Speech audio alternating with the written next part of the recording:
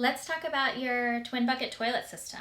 And the twin bucket toilet system is considered best practice for dealing with human waste after a natural disaster. It was developed after the big earthquake in Christchurch, New Zealand in 2011. And in their central city, the water and sewer was out for a year. And so this system was refined there, and now, again, it's considered best practice. So, I'm going to just go over how it works, and it's low tech, but it's super effective.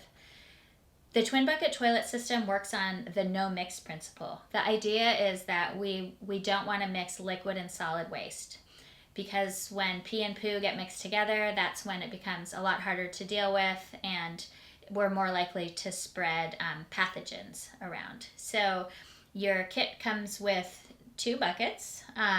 One is labeled for pee, the other is labeled for poo. Pretty self-explanatory. And it also comes with this handy toilet seat, and you can move the toilet seat back and forth when you're using each bucket. So let's start with the pee bucket. Pee is considered sterile unless someone has like a kidney infection or something, which would be rare. So when you and your family use the pee bucket, you don't need to fill it all the way up. You can just when it gets a little in it, you can take it outside to an outdoor area and just pour it into the ground, and that's a fine way to deal with it. The poo, on the other hand, is that's where it gets a little more steps in the process. It's still very easy.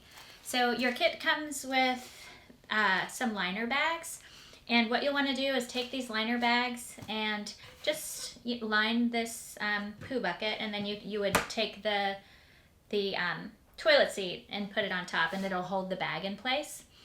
And then you would just go ahead and go number 2, do your business.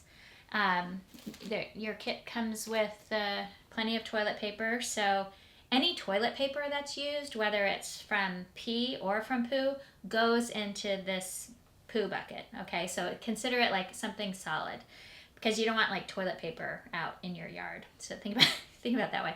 And so I would go to the bathroom, I would put my toilet paper in, and then the next thing I do is take some of this carbon material. This is wood shavings, but other sources of carbon can work. It can be leaves that have fallen from trees. It can be shredded newspaper. But basically you want to take a handful of this after you've gone number 2, put it in, and what it's going to do is keep the smell down.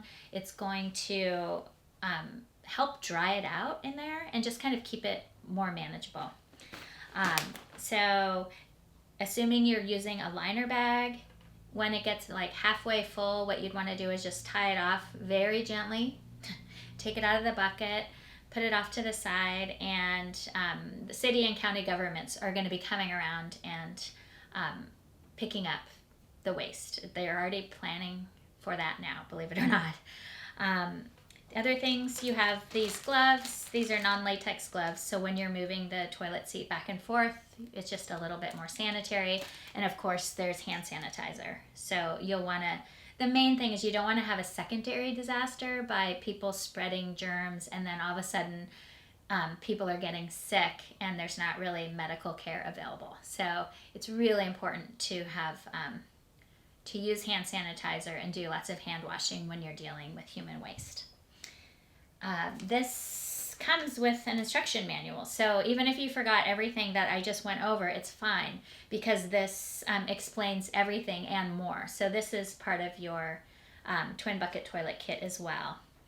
And it looks like a lot when it's spread out on the table like this, but in terms of storage, there's not much to it. This is really what it looks like when you're storing your kit. It's just 2 nested 5-gallon buckets, and so it really doesn't take up a lot of space. So that's your explanation of the twin bucket toilet system. Again, if you have questions about it, you can go ahead and read through the brochure that's in the kit.